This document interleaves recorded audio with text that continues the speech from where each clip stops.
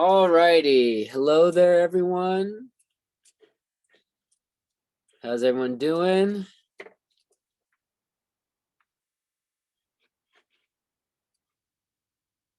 Okay, we'll get started in just a sec. Make sure you guys have a sketchbook, something to draw in today.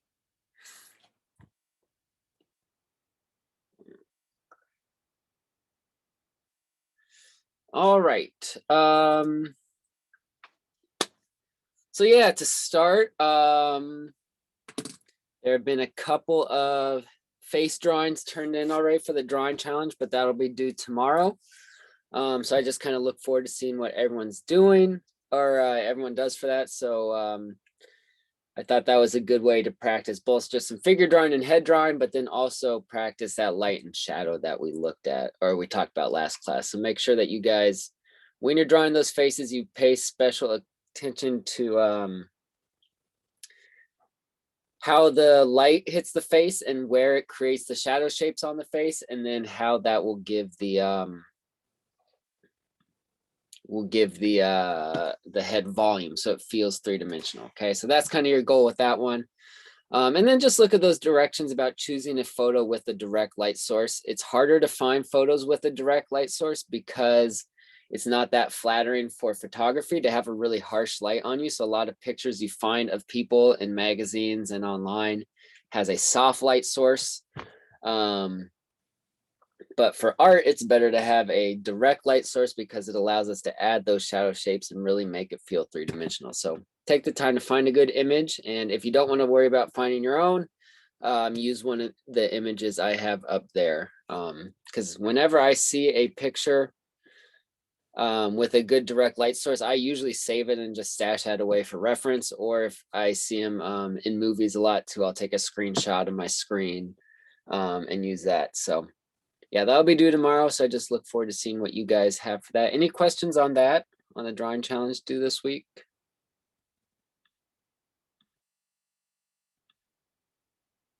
Okay.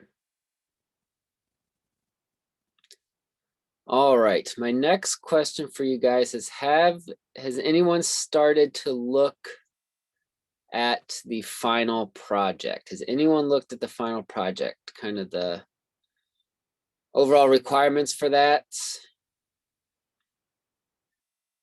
Okay, a little bit, a little bit. Anyone else? Anyone started it yet?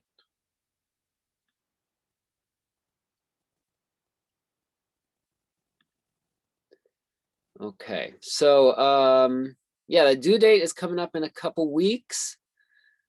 So I'm just gonna kind of go over that generally today, just so people that may want to get started on that can do that.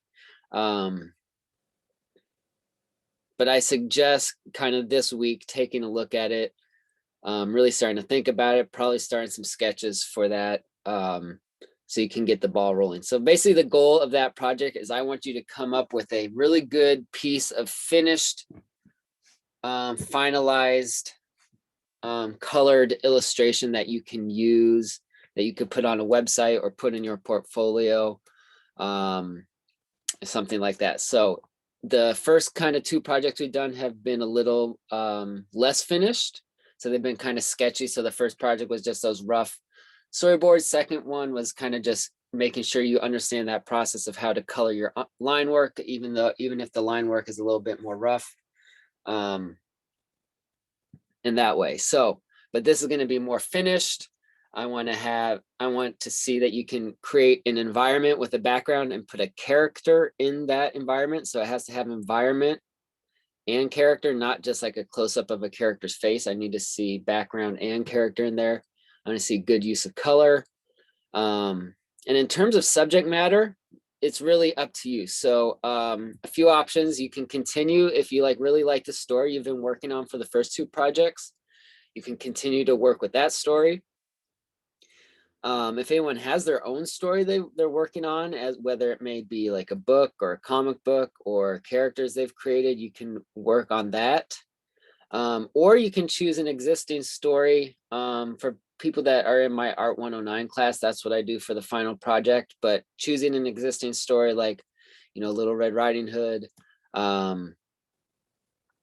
existing, you know, folk tales and things like that, that you can, I have a list of them on the Canvas page that you can choose from. So whatever is going to, I know it, you know, a lot of people just spend a lot of time worrying about what they're going to draw. So I would suggest trying to choose a story before you even start drawing. And then start your drawing as soon as possible, so you don't, you know, spend too long on the deciding part. I know that can be tricky. But for that, what I really want to see on that project too is how you utilize the creative process. The creative process. So that's a really big thing for any artist. There are some specific things for creative process that is specifically used for that illustrators use. So I'll just kind of generally introduce it here, and we'll talk about it in more detail with some more examples next class as well. And you can kind of get the idea from looking at the project description also. So for the creative process, you will always start with a thumbnail sketch. So kind of that whole first project that you did, the storyboard sequence was creating a series of thumbnail sketches. So just rough, small sketches where you experiment with different types of compositions, different types of shots, different angles of shots and things like that. So you want to start with that thumbnail, and arguably thumbnailing is one of the most important steps of the creative process. It should also be one of the, hopefully one of the fun steps. I really like doing thumbnails because you don't have to finish anything. You just put a bunch of ideas out there, or put them down on paper and kind of look at them, judge them, see which one will work. And then after you do a bunch of those, you can kind of decide which one you want to bring to a finish.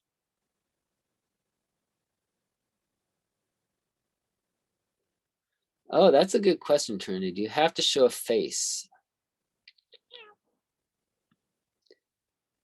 It would be very nice to have a face in there. You could have it from the back if you're like drawing the full body, but if you're just gonna have like, you know, like just the back of a head, like in the corner, I would like to see a little bit more than that. Maybe you have like a really cool like cityscape or something out here. Just seeing the back of that head is a little boring. I would suggest to go and just turn that head a little bit so you can see a little bit more of it. And then that will show your ability to draw the head from a different angle. And that will kind of make it more interesting. Generally, looking at just the back of someone's head doesn't make a very engaging composition or image.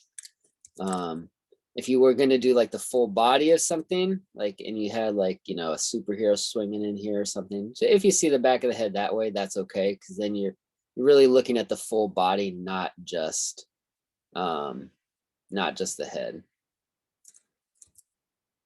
I'm not going to really specifically say no or you need a face, but generally it will create a much more interesting image if you have either a full body or some of a face in there. Does that make sense, Trinity?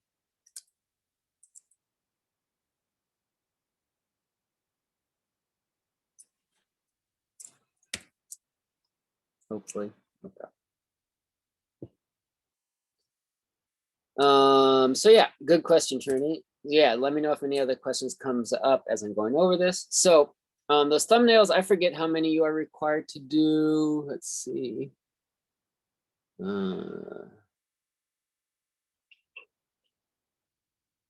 7 thumbnail drawings. So yeah, you'll have to do 7 of these.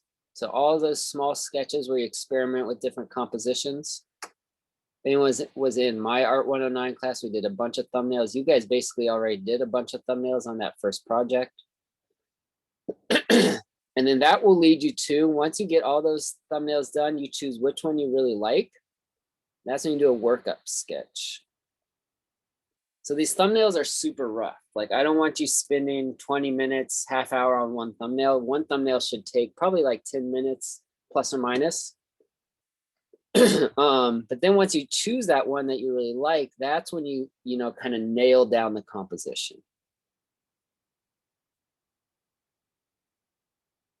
So this will allow you to draw your idea with a little bit more detail.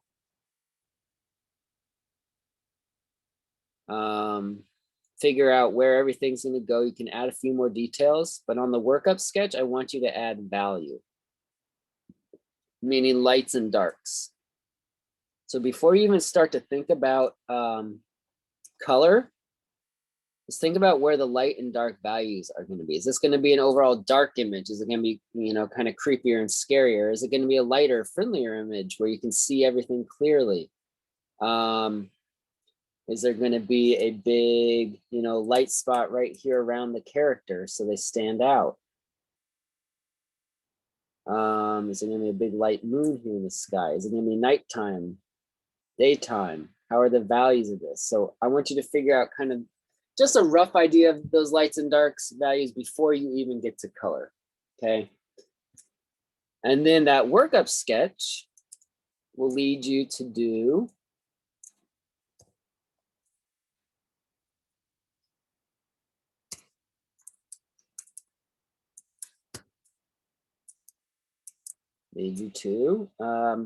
studies and character designs. So we'll talk some specifically about character designs next class, but basically you just kind of going to design the look of your character. So creating an engaging character, a character that just by looking at them, you can get, they tell a story. You get an insight into the personality of the character, the occupation of that character, the age of that character, the mood of the character. Are they happy, sad, angry, bubbly, sullen, sad, whatever it may be? Just the look of your character should introduce some ideas. And you don't necessarily have to do these two steps. After the workup sketch, this can be done before. Some of these can be done even before the thumbnails if you like. Okay, so this isn't a strict order for where you do these studies and character designs. And studies are just practicing drawing things. So let's say this example here, I got a big kind of skyscraper building in the background. Well, if I don't know how to draw a skyscraper, I should practice it before I start on the final version. Oh, and this workup sketch should be about twice as big as your thumbnail. So these thumbnails are probably about 2 inches on the longest side. So this should be about 6 inches here. So still not full size yet. It's still rough, but you still want to, finalize that composition. And then that will eventually lead you to the final art. So that's going to be larger. So we'll make a, you guys can still draw this digitally, or you can draw it traditionally. So that final drawing for your final art should be about 11 by 17 inches if you're doing it traditionally. If you're doing it digitally, you can make your document that big at 300 DPI. Okay. So when I do it, I literally, when I'm working digitally, I put my workup sketch into Photoshop and I stretch it out and I trace right over that workup sketch. Okay, so this workup sketch will still be kind of sketchy. It won't be completely finished or finalized, but then when I do that final art, I just trace right over it. It saves me time, and I can kind of just clean it up as I go. And you can decide how you want to finish the line work. Some people might just do a clean pencil drawing. For a lot of my work, I like to do find like ink line work. So you can use ink for your line work as well, or just pencil, depending on how you want to work. But you have to have kind of a clean line work. I don't want the final artwork to look like sketchy and rough. Okay. And then obviously it will be colored in Photoshop. So if you are, so you will either have to photograph it or scan it and put into Photoshop, or, if you're drawing it digitally, then it will be easy to obviously just add a color layer on there. Okay. And so when you turn this all in, you will turn in your 7 thumbnails, drawings, your workup sketches, your character designs, and your final art in one single PDF file. Okay, so next class I'll show my example and show some student examples as well. So just kind of look over that. And so yeah, look over the project description, see if any other questions come up, and feel free to start. Definitely think of what you want to illustrate, and feel free to start some thumbnails. So yes, everyone will finish the color in Photoshop. So everything will be finished digitally in Photoshop, even if you draw it traditionally.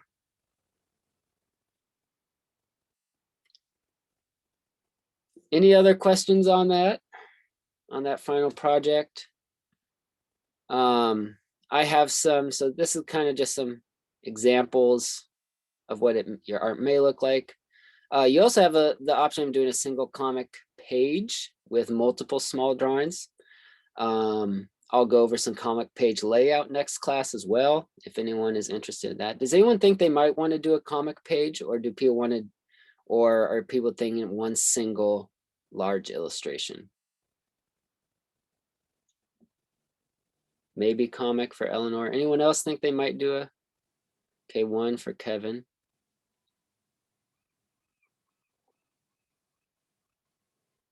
Okay. I'll still give a brief intro into that comic page layout next class if anyone's interested in doing that. There's one other thing I was going to say. I can't remember. But this kind of gives a general, these are some examples I have of thumbnail sketch, character designs, workup sketch, and final art here that I made. So you can go from that to kind of introduce you to those different steps. But I want to see how you come up with an idea as a rough sketch and how you develop that idea through the process to get to your final art, okay?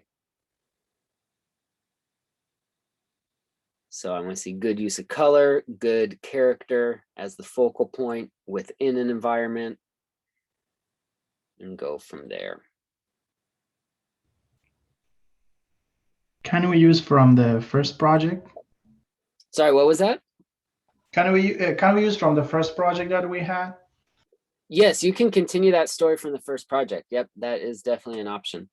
So if you like the story you came up with, you can you would have to create a new thumbnail sketch, but it can still be based on that same story. So you can't reuse the same thumbnails from the storyboards. You can use them as like some inspiration and some ideas, but you will come up with new thumbnails for that. And I don't know if I have it on here. I'll have to add it here to the Canvas description, but for extra credit, if you want to do a second smaller illustration, full color, you can do that as well for extra credit. So that will be a good opportunity if anyone wants to make up any extra points or just make sure their grade's as high as it can be. You can do a second illustration as well, where one would kind of be the primary one, the biggest one, and then a smaller one for that second illustration. Okay.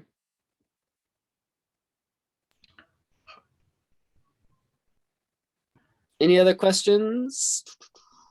We can do animals or birds. Doesn't Yep. matter, should be human face. Yeah, animals count as a character, correct. Okay, cool, thanks. Yep, drawing animals is basically just as tough as drawing people, just slightly different shapes, but it's all kind of the same ideas there.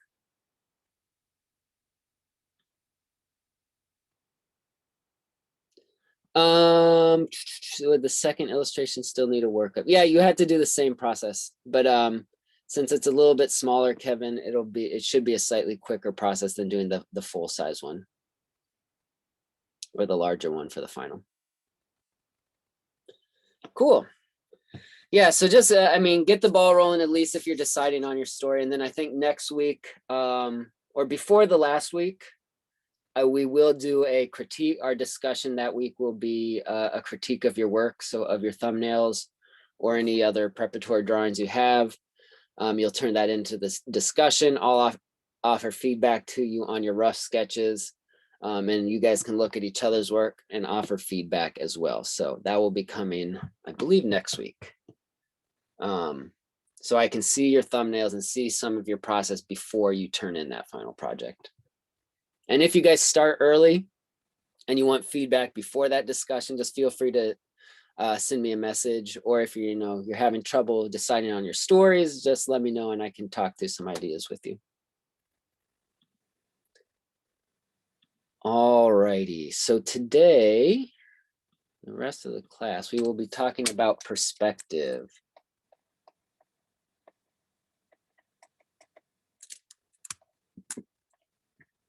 Has anyone ever done any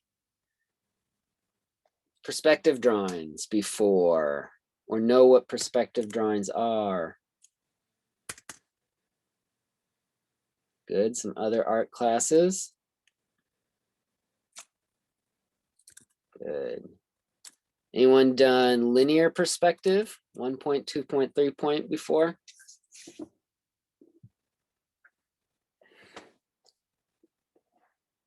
So that's what I'll mostly go over today. So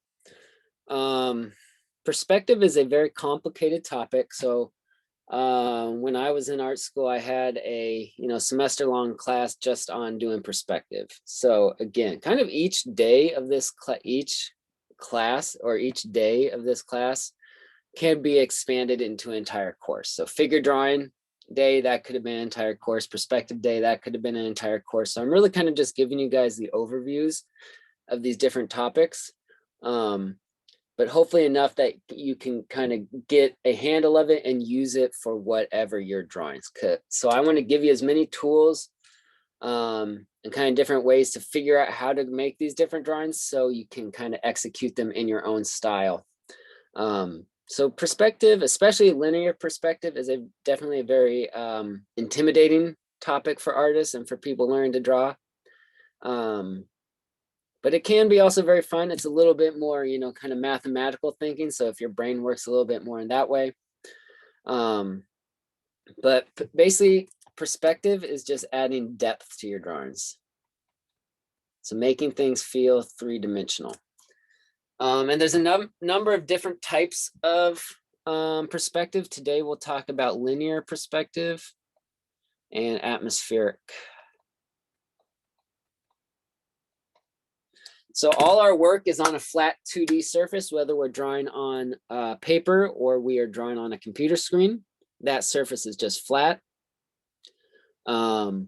So perspective is basically just kind of an illusion or a trick to make the work look three-dimensional and make it look like there's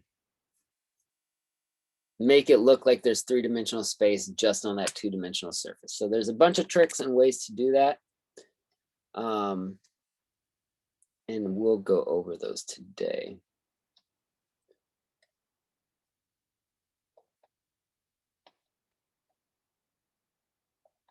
So this is all for linear perspective. So for linear perspective, the horizon line is very important. So the horizon line. The horizon line is also the viewer's eye level. So when you're doing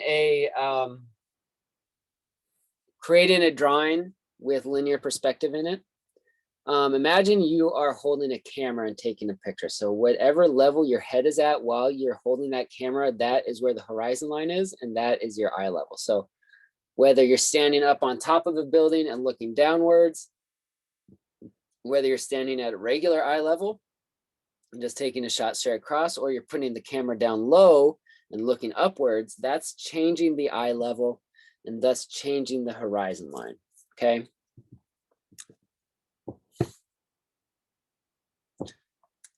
So let's just look at 1 point perspective. And that is basically the idea that all parallel lines recede to a single vanishing point.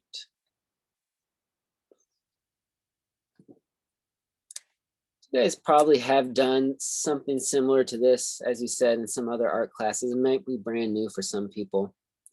So this red line here is the horizon line or the eye level. Right here. And right, usually about when we're doing 1 point perspective, in the middle of that is going to be a vanishing point. Okay, so I'm just going to do this version first with just simple blank shapes. And then we can see how that can apply to drawing actual things. So 1 point perspective usually it is used for drawing cube type shapes, things with straight lines in them. So man-made shapes, buildings, interiors of houses, streets and roads and things like that. So when you're drawing a cube, 1 point perspective is used when this front face of the cube is facing right at us. And then you will usually see a little bit of that side of the cube. Okay, so if the front plane is facing at us, sometimes you see two sides of it. So you guys have probably drawn cubes like this before, just doodled them. So the way to draw those accurately and make all these cubes exist in the same space, to draw a little cube here. So we draw this front edge facing facing the viewer. So this cube here, so here's our eye level / horizon line. This cube is above our eye level, so it's slightly above. I'm going to switch to the line tool. That's pretty thin right now. And all these lines here that are parallel are going to recede to that single vanishing point. Okay, so this is now a cube that goes off into the very, very, very far distance, but I don't want it to be that type of a cube. So I have to decide how long this cube is. So maybe it's just to there and then to there. So then I can erase these extra lines that go all the way back.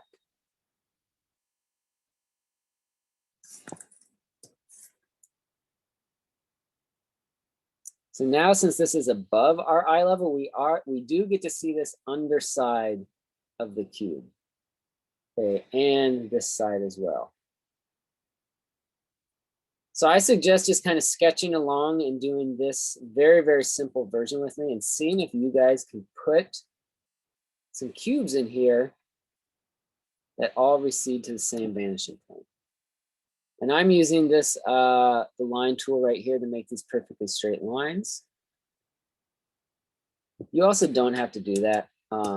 Oftentimes when you overly rely on like a ruler or a line tool, the drawing starts to look too stiff and it starts to look too much like an architectural blueprint. So I kind of recommend that people don't overly rely on rulers, especially if you're doing these sorts of perspective drawings. So this building here, or this cube here, is below our eye level. So we see this top plane here, and then here's the side plane that goes back. So maybe there's one right here. See the front face of it.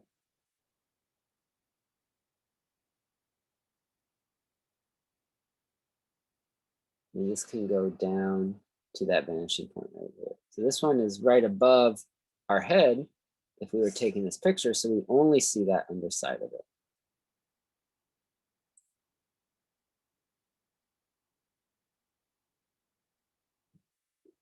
All right, and we could place these in anywhere.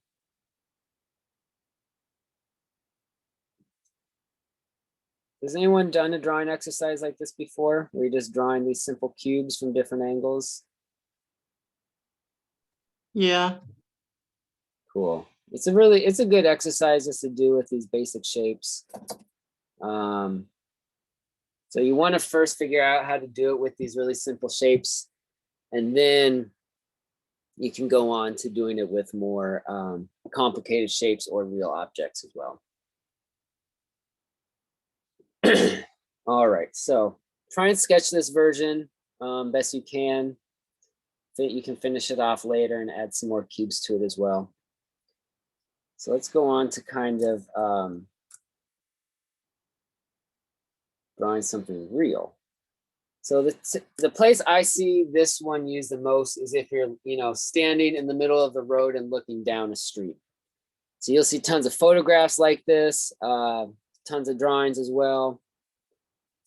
So let's just do our version of that. So there's our horizon line. Put a vanishing point in there. And usually what I like to do is get something big in there first. So oftentimes it will be a roadway is kind of the main shape that I'm drawing if I'm drawing a street. If it's just like one single building that I'm focusing on, I'll just draw that one building. So let's draw just a roadway that comes in and goes back to that vanishing point.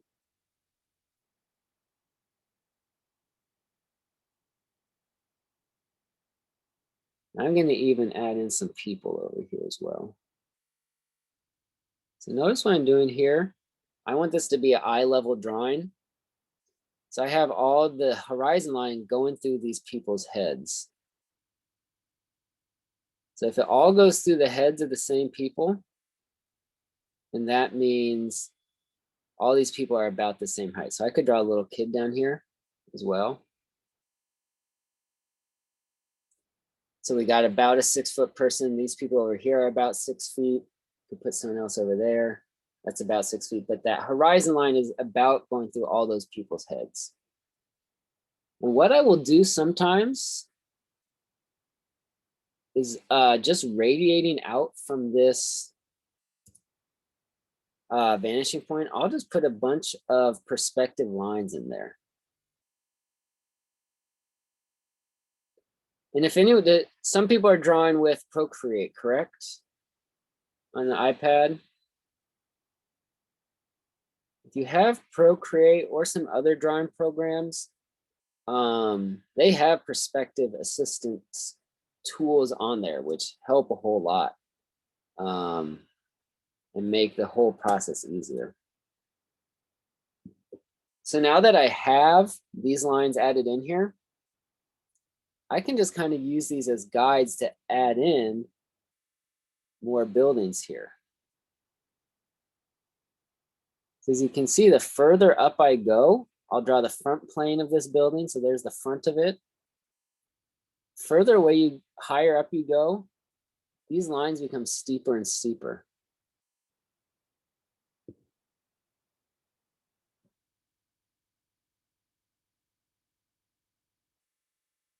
Let's put a really tall building in up here. But since I already have those green lines drawn in, it makes it a lot easier for me to come in and add these other buildings.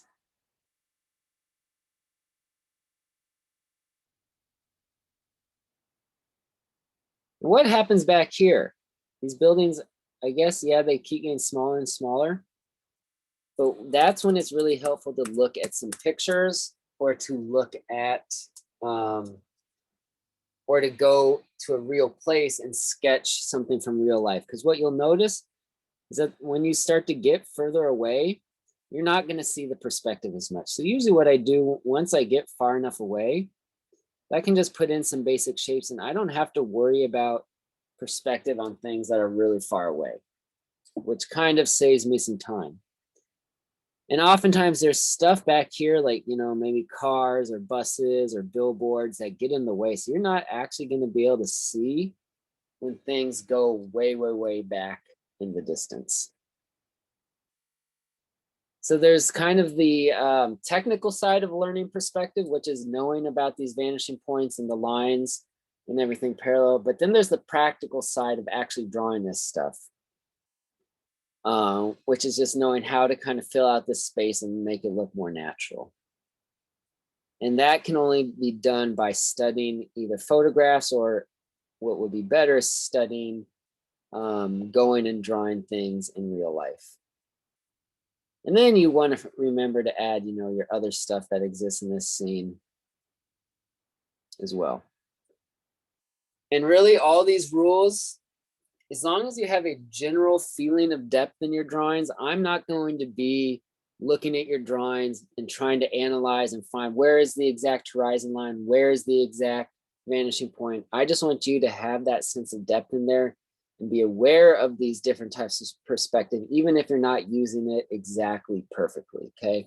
When we look at some examples later today, a lot of artists aren't, you know, drawing perfect grids or doing exactly perfect perspective, but they're using it as a tool to get depth in there. And they're aware of, okay, this is kind of like 1-point perspective. And as you notice here, this will all change. This road right now that I just drew is perfectly flat.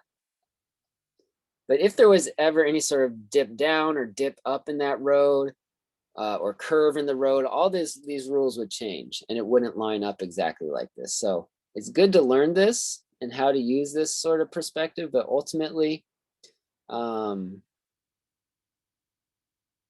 know, when you're actually drawing it, it's more about how you're creatively using this to suggest depth and suggest things going off into the distance rather than having a perfect, flawless use of perspective. Basically, you want to know, are you looking up at something? Are you looking down at something? Is something close to you? Is something far away? Is there a three-dimensional feel here? Any questions on 1 point?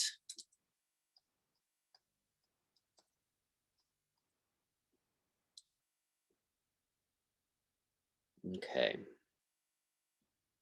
Let's look at 2 point. So 2 point is with 2 vanishing points. So you're still going to have a horizon line, except the vanishing points are going to be outside of your picture frame. So before I had and was working on my iPad and I would draw this traditionally, I would set up a piece of paper and then take 2 pieces of paper off on either side and draw dots like a foot away outside of my paper and then use a long ruler to measure this stuff. So it's a lot easier with digital tools now than it was before that. But so 1 point we stared at that front plane of the cube. For 2 point, you are staring at the corner, the edge of it. So that edge of that cube is closest to us, okay? So when I'm doing that, first I draw the edge of the cube, but now there's a lot more lines there. So this line edge has to come all the way to here. This one comes all the way to there. So I'm just holding shift and clicking with my brush tool to get those straight lines. Then you have to decide where you want to cut it off. About right here. Here works. Then this one is going to go back to this other corner, and this one will go back to that corner. And now we have our floating 2 point perspective cube.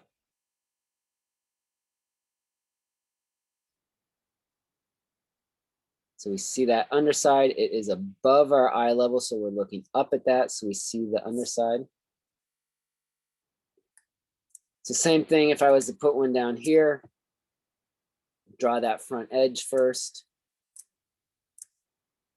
That goes off to one vanishing point. This one goes off to another. Decide how long you want to make it.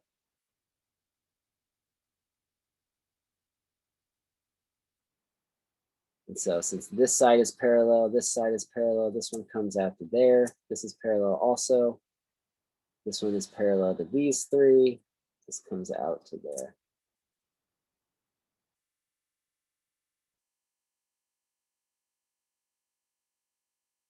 Yeah, the long straight ones, Trinity.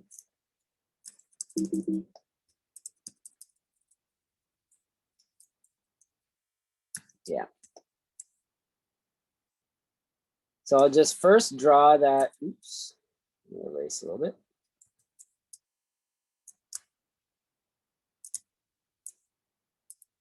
So I first draw that front edge.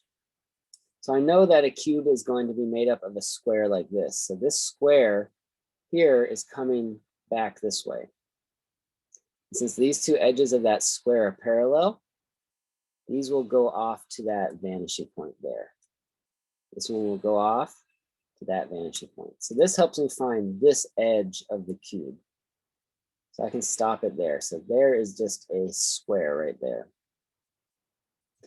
And then for this square on the other side of the cube, there's a square right here. I could just eyeball it and kind of say, that looks about right. And that's pretty dang close. Like if you can do it with your eyes and have it look okay, if it passes the look test, for the most part, that will work for most of your drawings. Like I said, I'm not going to be checking your drawings and like holding rulers up to your lines and being like, oh, these don't converge to a single vanishing point. As long as you're able to suggest that three-dimensional shape, I know that these lines go out and they will converge to this vanishing point here. Then I can cut that off for however long I make it. So we have one side, two side. Now we just need that third plane on top. So there has to be another square up on top of there, right? So this one, this back edge here is parallel to these edges. So that's going to come to that vanishing point, and that will come to that vanishing point. Okay. But again, the biggest part for this, I know that this cube is above my eye level, so I'm seeing the bottom. This cube here is below my eye level, so I'm seeing this top plane. And you can tell that I'm looking up on one, looking down on the other. I could also do one right here that's equal to my, or at my eye level. And that one, I will only see two sides. I don't see the top or the bottom of that. Does that kind of help, Trinity? I know this is complicated, and there's a reason that, you know, oftentimes this is done in a full quarter class. But again, I just want you guys to be aware of these theories and aware of kind of the overview of this different stuff. So if you want to include something in your final projects, you have kind of this in your toolkit. And also it's helpful for when you're looking at something and you're like, how do I draw this building in a photograph? Well, oh, this building is in 2-point perspective. I can see that these windows get smaller on one side and the windows get smaller on the other side. So it's really kind of just putting things in your toolkit so you can be more aware and more confident when you're drawing those complicated things like buildings or cars, or whatever you may have.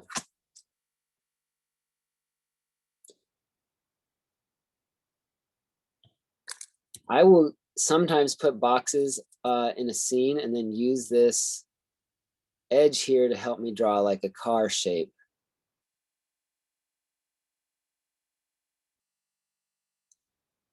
But I can know that I'm looking down on that car, it's below my eye level there. Does that help, Trinity? Anyone else have questions?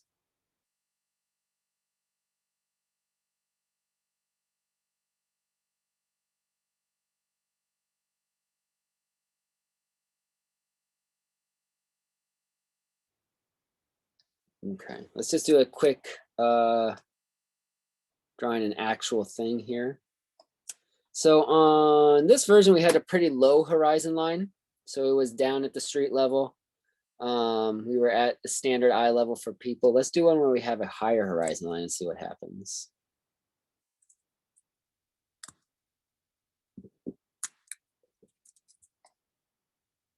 Okay, let's put a couple vanishing points outside of the frame.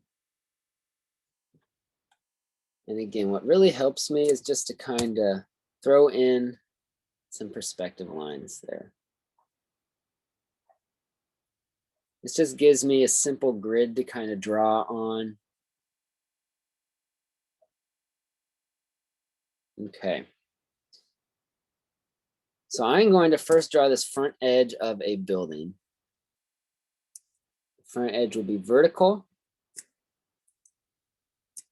I'm gonna make this frame just a little bit bigger.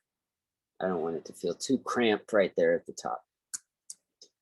Okay, so there's that front edge of the building. So right now our eye level is almost at the top of this building, which is fun. This is kind of an elevated viewpoint. And then I can add in the edges of that building. So the bottom edge of this is further away from our viewpoint. So this line here is pretty steep.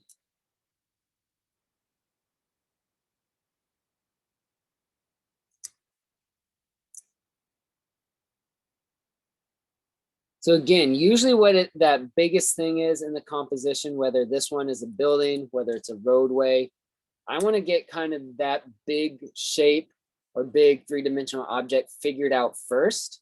Then it makes it a lot easier to add in other stuff. So I kind of got this building figured out here. Now we can add in a roadway and intersection down here.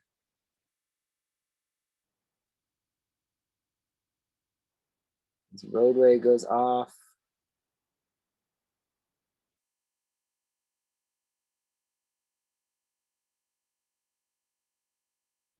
Can add in some more buildings. So these edges will come back there.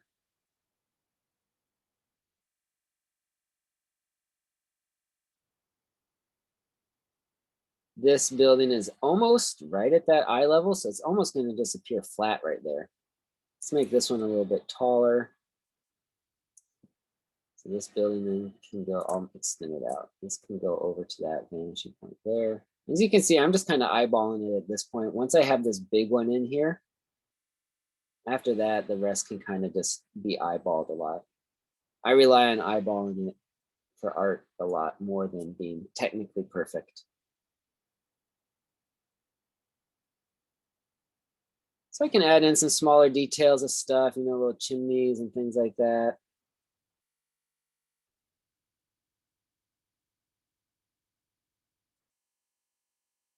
Some roadway markings down here. Sidewalk details. And add in some lamp posts or anything like that. So once you have those big shapes filled in, then it's kind of just using your creativity to fill out the scene and make it into a real living world. Because I would much prefer you to have something that is visually interesting, that feels like a real place, that's lived in by real people with storytelling details in there, rather than just having it be basic cubes. Because that's kind of the hard part with learning perspective, is that you forget kind of the storytelling side of it, that you're creating an interesting, engaging image should be your priority more than perfect, flawless perspective. Okay. So I would rather see you design a cool building and a cool city with interesting cars and people and interesting shaped buildings, rather than having something that's just completely precise and perfect perspective. So as I'm adding these windows on here, this is really getting loose, which is pretty much fine for the most part, because I'm just suggesting those windows on there. I'm drawing buildings, just using simple patterns on buildings can work really well. So I find like grid patterns or line patterns work really well for buildings.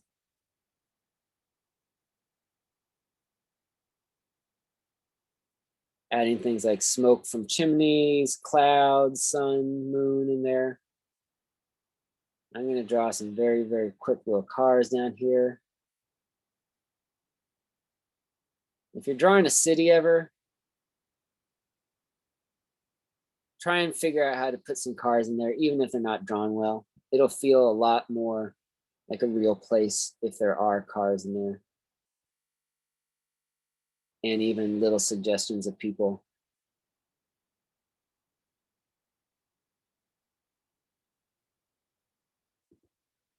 All right. Any questions on 2 Point?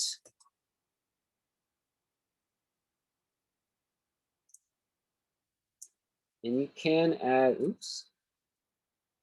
add that shading, that light and shadow that we talked about last class to these drawings, and that will help to reinforce your perspective and give that three-dimensional feeling even more solidity to your drawings.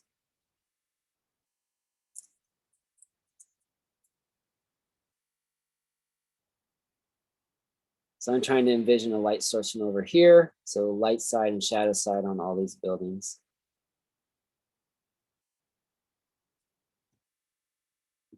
Okay.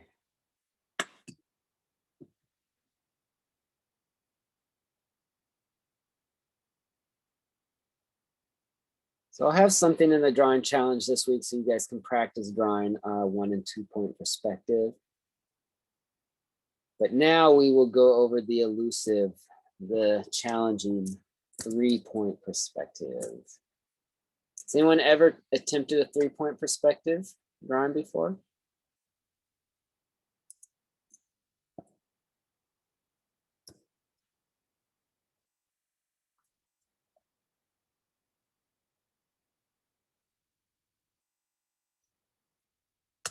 Nice, Ryan has.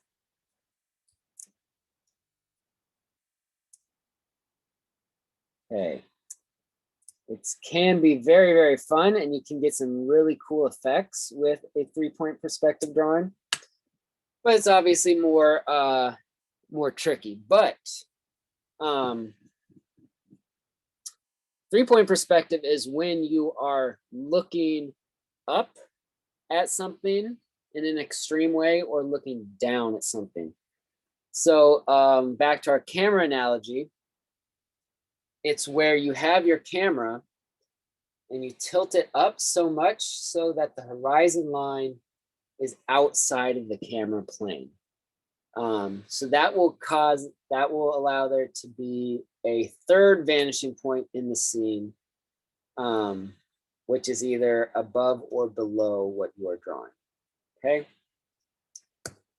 So again, pretty complicated, but this can be used to create those dramatic upshots and downshots that we talked about. And again, so you don't want to use a whole bunch of 3 point perspective. It's kind of, it's an extreme shot, so you don't want to overuse it. So you only want to use it in, dramatic points in the story. You want to use it to make something feel, kind of extreme, dramatic, action-packed. Or you want to like make something feel very large and imposing, or if you're looking down, make something feel like an extreme down angle, like you're really looking down at something. So, like I said, that is when the horizon line is no longer in the picture plane, it's below the picture plane there, okay? Let's move that down. So where your vanishing points will be, you'll have the 2 on the edge of the horizon line, just like on 2 point perspective, but there will be a third one way up here. Okay, and it will be pretty far away from your drawing. If it's right here, if your vanishing point's right there, it will cause your drawing to look a little bit warped and look weird. Okay, so I'm just going to throw in some grids. So just a few lines from these ones. So this is going to be the same as the 2 point perspective that affect those horizontal lines going off into the distance. But there will be this other one here. So there will be this vertical vanishing point. So your verticals will no longer be vertical. They will converge to a vanishing point that's far above the picture plane. So picture walking through a downtown street and you look up at those buildings kind of all fade away like you're looking down a roadway and something's going off into the distance. Same with those super tall buildings going off into the distance. Okay, so let's just put a few cubes in here. So all these cubes here are above the horizon line, so they are all going to be above our eye level. So I'm going to start with this just as I would doing a 2-point perspective drawing. So these edges come down to the vanishing point. And again, I start to get a little confused here as I'm drawing this. So that one will come to there. This line is going to come here. This one looks a little off.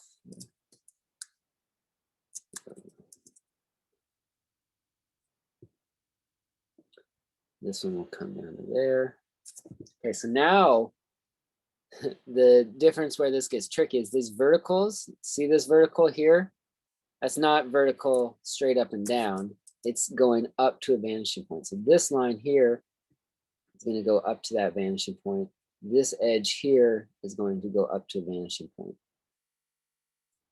And then I'll just kind of eyeball the bottom of this. So you see how this has this effect, like we are looking, we're craning our necks to look up at something. So add in another one here.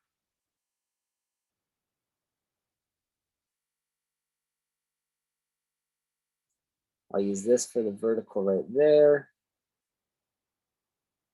This vertical goes there. And fill in the bottom of that. So you can see how it feels like those are floating up above our head. We're looking up at these two giant cubes in the sky right now. And that will give us that feeling of looking up at something feeling really tall, really high above us.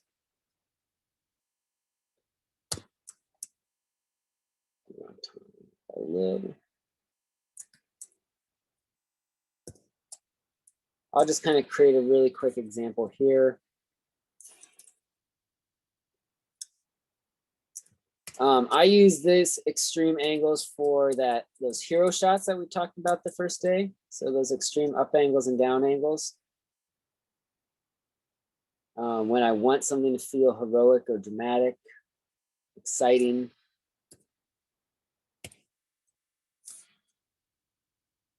But it can get, a little confusing. So I just like to throw this grid on because it lets me to start, it helps me to start picturing how this space will be used. So let's put up, let's put a character on here. Let's do a superhero type character overlooking the city. So I can, if I'm doing this, I can like lightly sketch in the cube here too to help me place how a person might fit on there. I don't always do that. Sometimes I do.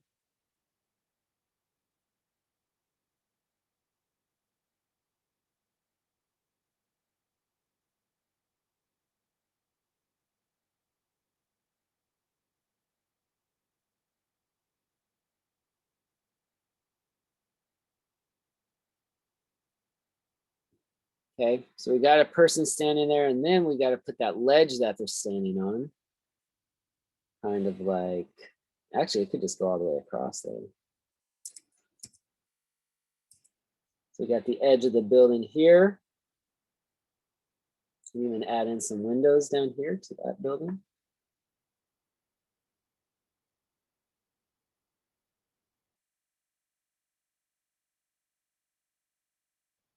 And then we get to add in a few more simple cubes that we will turn into buildings later on.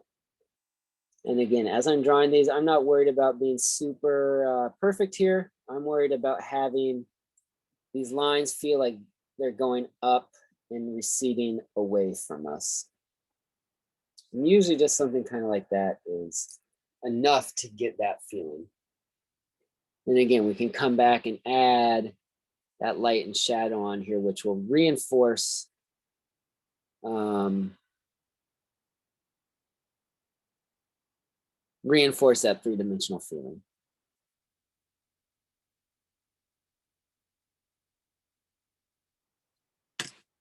All right, any questions on all these different types of linear perspectives?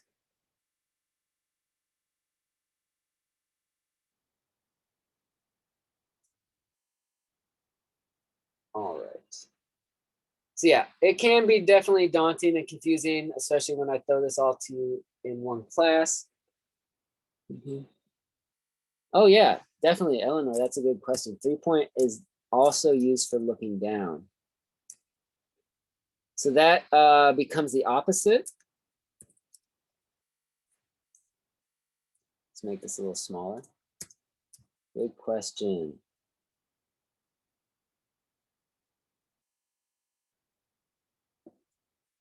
So this one, our horizon line is below the picture frame because we tilt it and look up. So the horizon line leaves the picture frame.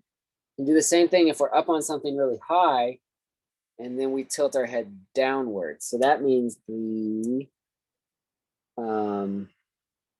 horizon line is above the picture plane.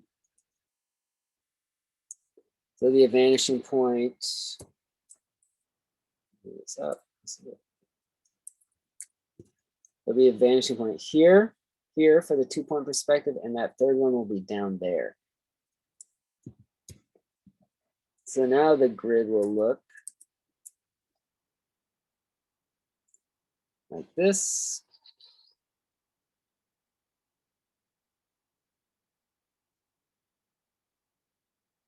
And so those verticals will recede downwards. So this is similar to the 2-point example I did here, except this line, this horizon line will be moved out of the picture frame. So we can draw like, let's draw the edge of the building here.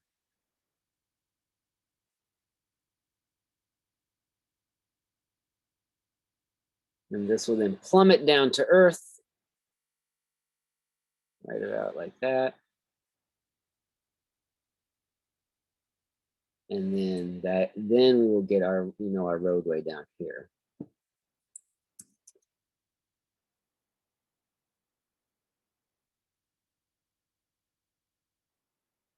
So it's kind of a more extreme version of that, of just the 2-point example that I showed you guys.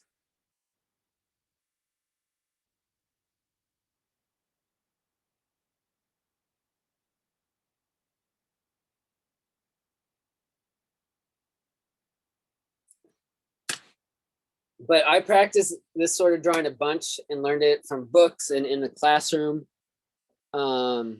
Really the best way to understand perspective is to go out and draw 3-dimensional things in the real world. So go out to a city street and look down it and try and draw it. Look up at a building and try and draw it. Draw an interior, and if you're drawing inside, you have perspective as well. So if you're looking in a room, you could have 1-point perspective and drawing all the furniture in that room. So really that's the best way to practice it and kind of know what you're looking at and being like, oh, when I look at that building, that's just 1-point perspective. If I might turn my head and look at this other building over here, that's 2-point perspective. And just kind of knowing that differences when you're drawing something from real life. And when you're drawing it from real life, you don't have to figure out where the vanishing points are, because you can just measure the angles of these different lines rather than figuring out exactly where that perspective is. You can just say, oh, the lines get steeper the further down the page they go, whatever it may be. Okay, any other questions on linear perspective?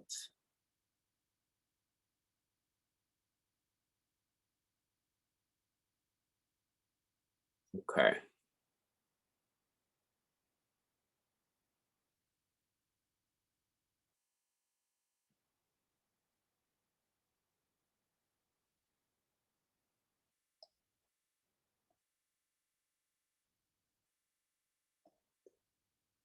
People that were in my 109 class, we talked about atmospheric perspective with value, but atmospheric perspective through the use of color is also very important.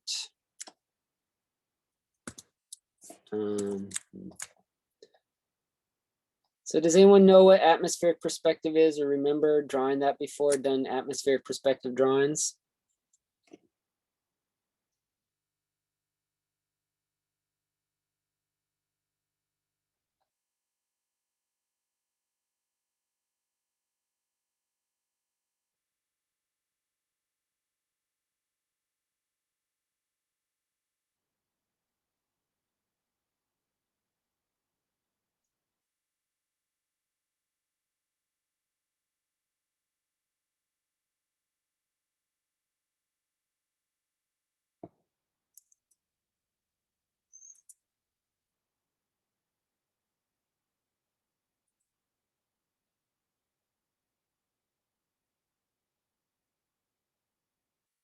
So atmospheric perspective is seen whenever you're looking at things that go off into the distance. That usually you'll have atmospheric perspective when you're working with linear subjects as well.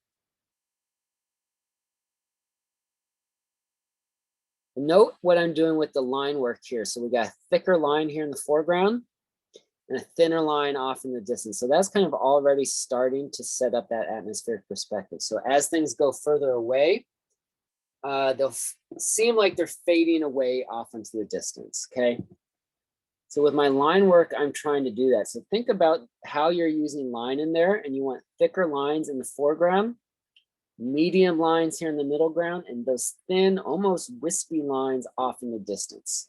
So hopefully just the line work in this drawing is making you feel like those mountains and hills are further away off in the distance. Okay, but atmospheric perspective specifically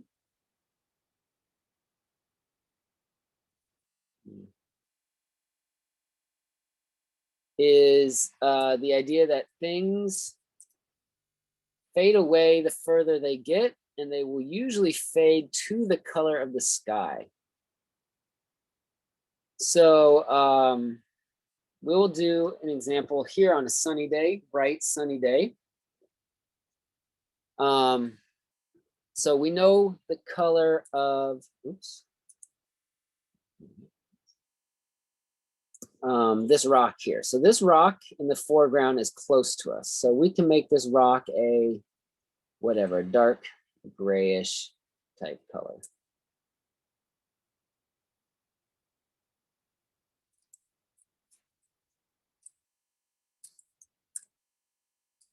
And let's say there's some moss and some grass on that. So we will have some green here in the foreground, maybe some a little darker and more desaturated, some moss kind of going on here. But that's basically what the actual color of the moss may be there. All right, let's see this section of the drawing. We got some water here. So the water is usually going to be a darker color than the sky. So that's the sky. Darken up, maybe a little more desaturated. Some nice water coloring. So the sky will almost always be a lighter value than the ground, even at night.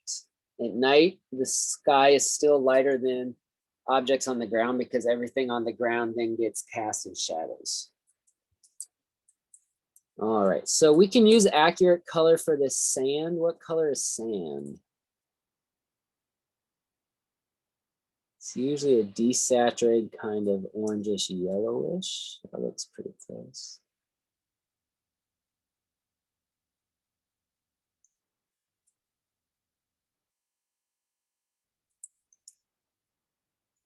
Okay, then we got a bunch of trees here. We'll still make these trees pretty greenish. Maybe slightly green blue, just a little bit though.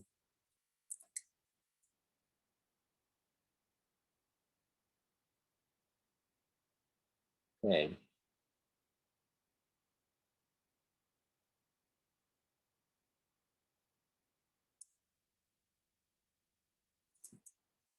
I want this to be kind of a reddish brick building here.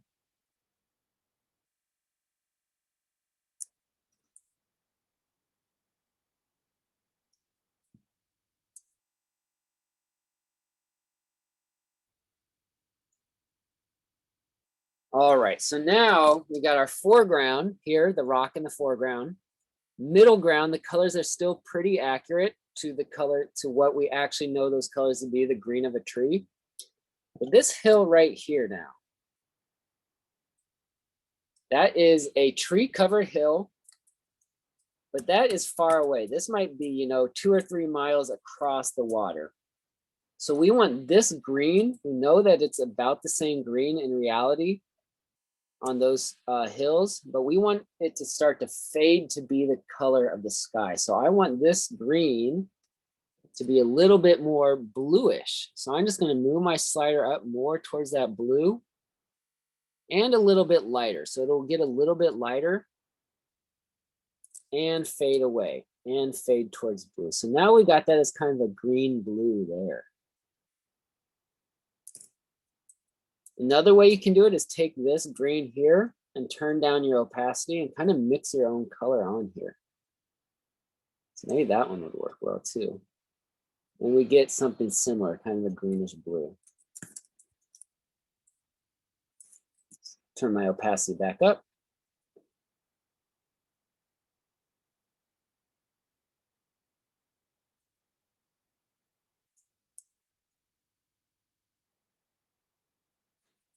Okay, so now we got to do this section of hill right here, this hill right here. This one may be covered in trees and maybe partly rocks. But now I want to get this to just be, again, it's fading to that color of the sky. So I want to be not quite green blue, not quite the sky. That doesn't look quite right.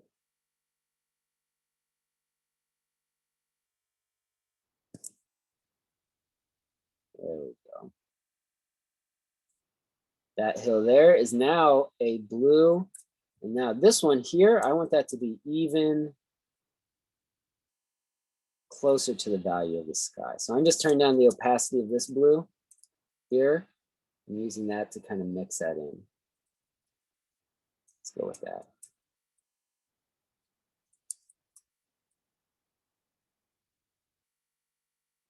All right, so you see how we kind of fade that green out towards the blue of the sky. So things that are closer to us will be more in their true colors.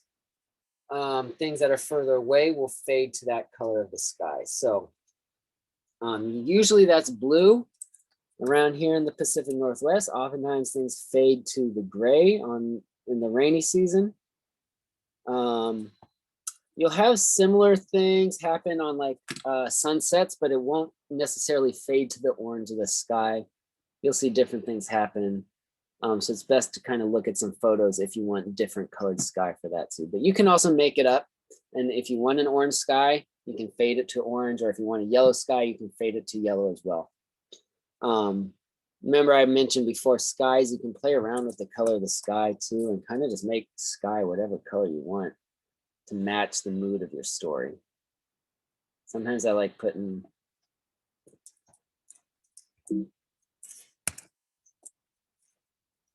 like making a yellow sky or something like that can be a nice look. Okay. But generally things will fade away. Fade away to that blue. And even when you start to see shadows on clouds, the shadows on clouds are a bluish color, kind of usually a bluish gray, because they're so far away and that color is fading to the color of the sky. All right, any other questions on that? Or any questions on atmospheric perspective?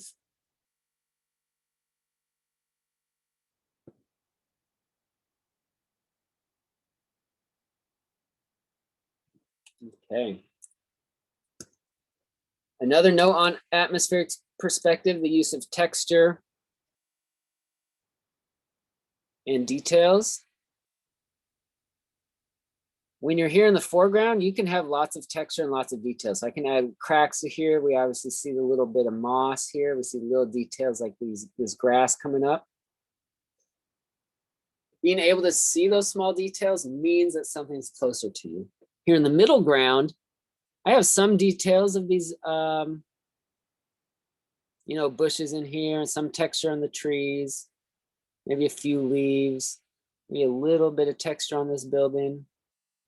You can see a few bricks, but I don't want too much details here in the middle ground. It's kind of far away from us, kind of close.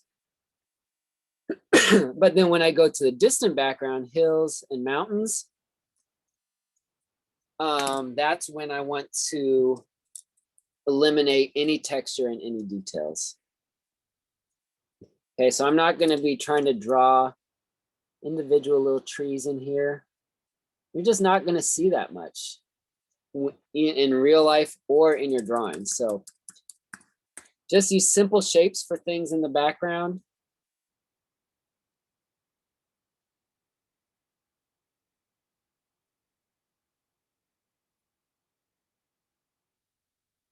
That will make things feel like they're further away. And if you combine the use of details and texture with that atmospheric fading of colors, that will really get that feeling of depth in your drawing.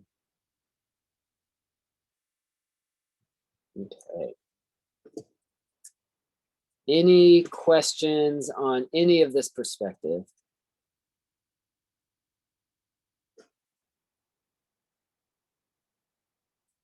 Okay, let's look at some images here. Where is a good example? Okay, what kind of perspective is in this digital painting right here? What sort of perspective is this artist trying to recreate? Yes, simple 1-point perspective. Okay. Let me open this in Photoshop really quick. Where did it go?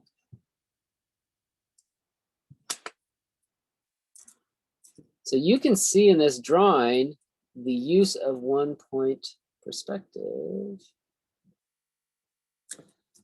is all these lines of the buildings go down to a single vanishing point.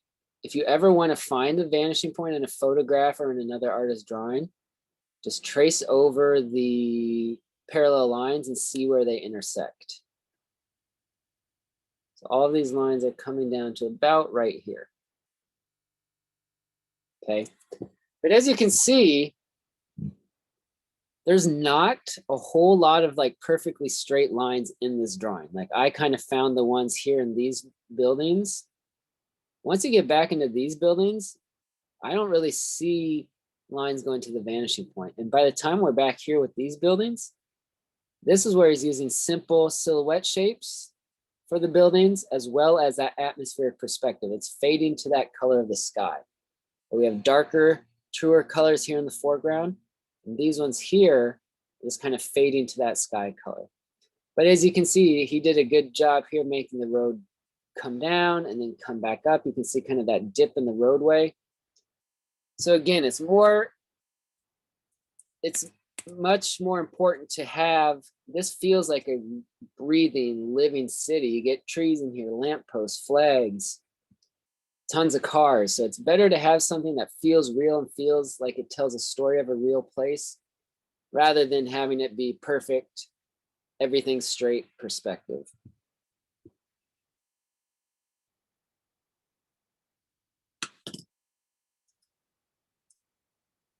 Okay, what type of perspective is this drawing?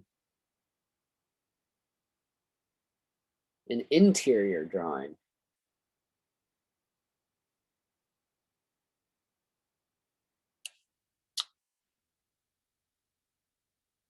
Well, let's see.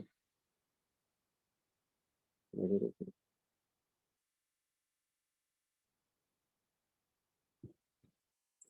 So to find out where the vanishing point is, we just trace these lines. Okay, we got another 1-point perspective. So you can see all of the, all the lines on the floor go to a vanishing point. The bookshelves, so all that 1-point perspective drawing is there. Okay, so rather than, so they're starting with this front plane of the room, finding that vanishing point, then using that to draw these edges of the room in, draw in things like these shelves, and then draw in all those floorboards. Okay, let's see, how about this one? Oh, that's not the one we wanted. We looked at this one before. But here's a 2-point perspective one. So we're starting with this front corner of the building. And then there's a vanishing point way out here and a vanishing point out here.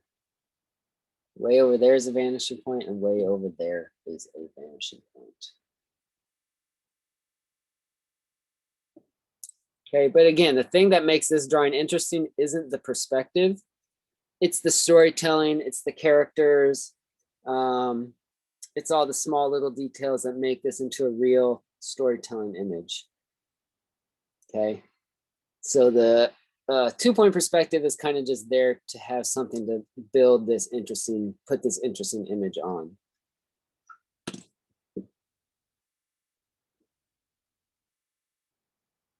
Where is a 3-point example? So here is a stylized version of perspective. So this is an action image, got 2 characters flipping around and fighting and stuff. So you can see how they have the lines of the rain creates that 3-point perspective. All these lines of the rain go up to a 3rd vanishing point up there. And look, they even curve this building right here. So that's breaking the rules of those perspectives. So they're kind of just, they want to make you feel like you're looking up at these characters. This artist made the choice to make this building feel so tall, it's almost like bending over on top of the characters. But the characters are the focus, and is just using kind of some simple perspective here to just suggest that we're looking up at them. It's not worrying about being technically perfect for that 3-point perspective. I think I showed you guys this one before, but this is the background from a Looney Tunes cartoon where they're intentionally messing around with perspective. So you're looking down on this post here, you're looking directly at this post. These are all drawn in a wonky way with these picture frames, but even though it's not perfect, you still feel like this stairway is going away from us and going up. This stairway is going away from us and going down. So even though they're not following perspective perfectly in this drawing, it is giving you the feel of that perspective in that 3-dimensional space. So it's more important to have an interesting, engaging image that tells a story than having that perfect perspective, but it's good to get used to that.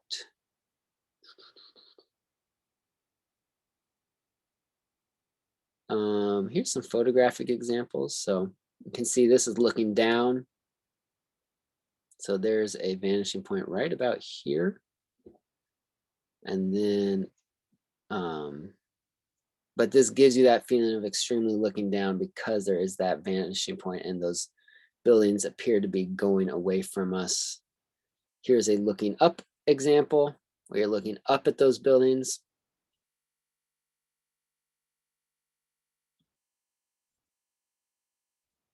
Do I have, okay, so here's an atmospheric perspective painting.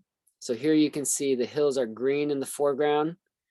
As they go further and further away, they get bluer and bluer. So that green, it's really easy for it to fade to blue of the sky. So you can see here green, medium, and then that's a really blue green right there.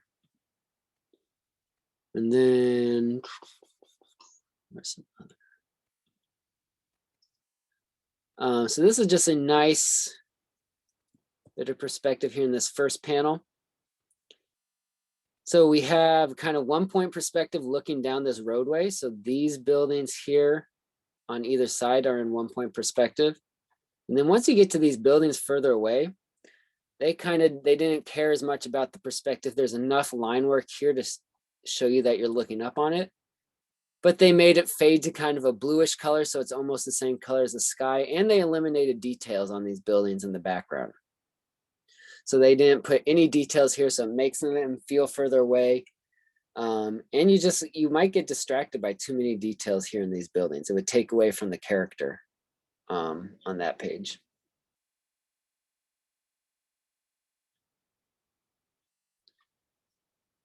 All right.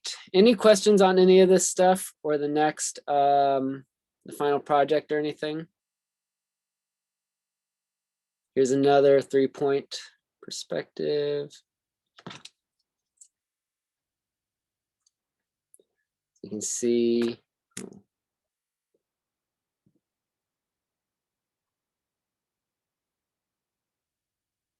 All these lines come down here, looking down on all these buildings. Yeah, so that Eleanor, yeah, so for that extra credit one, yeah, you'll do the same process, but just for a second smaller drawing. And I'll add that to the canvas, so it'll be listed on there.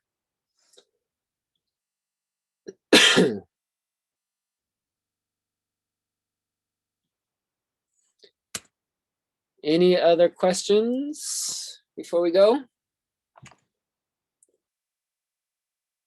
All right, well then that is it for today. Other than that, I'll look for your head drawings with light and shadow on them tomorrow. I liked seeing your color script drawings last week. Those came out really well. Look at the comments I put on there and let me know if you've got any questions on that. But other than that, I will see you guys in a week, and I'll message you during the week with some more information and a quick perspective drawing challenge.